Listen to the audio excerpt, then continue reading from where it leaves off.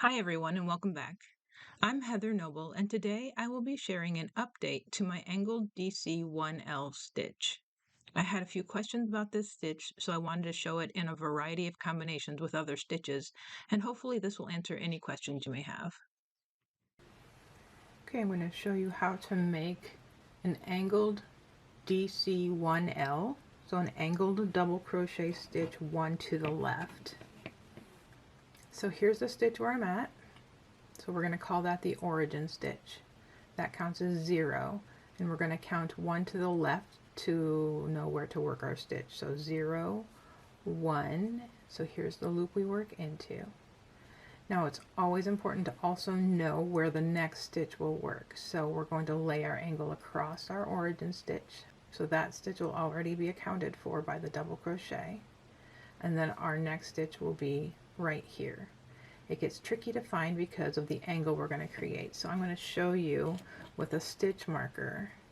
I'm just going to put a stitch marker into the back loop of our origin stitch so we can remember where it's at later. I'm just going to push it out of the way. That's the stitch we're at. We're not working into that stitch because we're making a double crochet, so we're going to just leave that stitch alone. It counts as 0. It's where our stitch originates. We're going to count over 1 to the left, work our double crochet. So insert your hook from below, yarn over, pull through, yarn over, pull through 2, yarn over and pull through 2. That completes your angled DC1L. Now, to find the stitch we work into next, if your next stitch is a single crochet, the stitch is kind of hidden by the angle. So let's look behind and see. We still have our stitch marker in the stitch where we originated. So we don't work into that one. The double crochet took the place of this stitch. So our next stitch will work right here. So from the front, that stitch is behind. You have to push the angle over a little bit to work into it. So that's where you would work if your next stitch in your pattern is a single crochet. That's where you would work that stitch. Now let's say your pattern calls for 3 angled DC1L in a row. In a written pattern, it would have brackets around angled DC1L, and then it would say 3 times outside of the bracket. In your chart, you would just see 3 of those symbols in a row. So let's just talk about how that would work. We're at, let's say we have 3 in a row, and here's the stitch we're on. So this one counts as 0. We're going to count over 1 for the first angle, and we're going to do 3 in a row. So it's going to take up this one, and this one. Let's make sure we talk about our origin stitches again. So I'm just going to put in a stitch marker for the 3 origin places of the angle. So our first one is going to start from here. And we know there's 3 in a row, so our next one will start from here. And then in the next stitch will be our third one.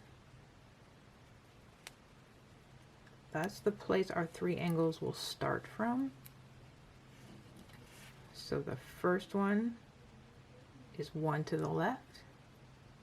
The second one is 1 to the left. The third one is 1 to the left. If we have a single crochet as our next stitch, it will work here. So I'm going to push those stitch markers to the side while we work, and then we'll bring them back and show you from behind so you get a visual of what's actually happening when we work these angles. So here's our origin stitch for the first angle. It counts as 0. 1 to the left will be into this loop, so yarn over and double crochet.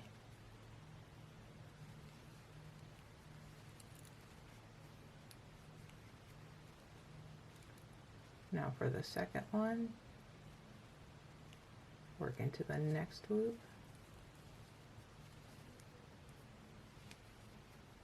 For the third one, work into the next loop.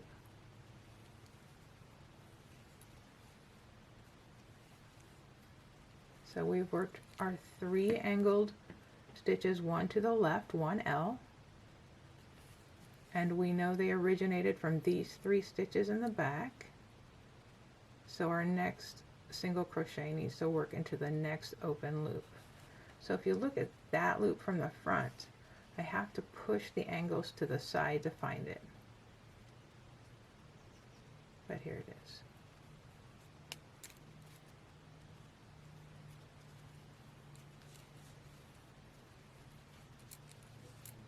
So that's an example of when you have more than one angle in a row.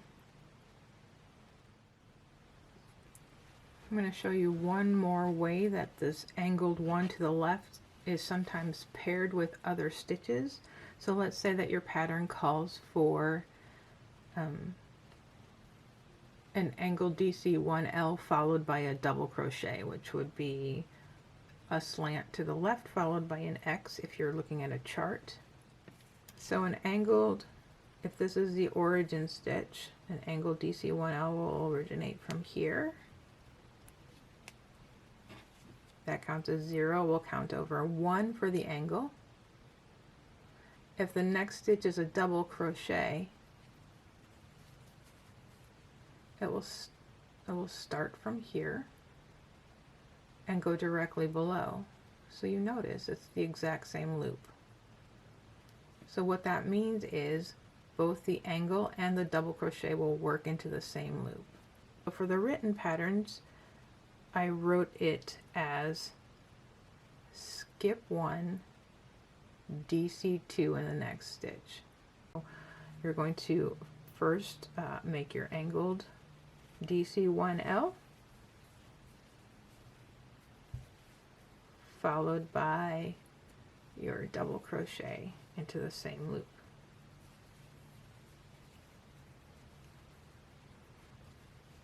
And that is the example of an angled DC1L followed by a double crochet worked into the same loop. Thanks so much for watching, and I'll see you next time.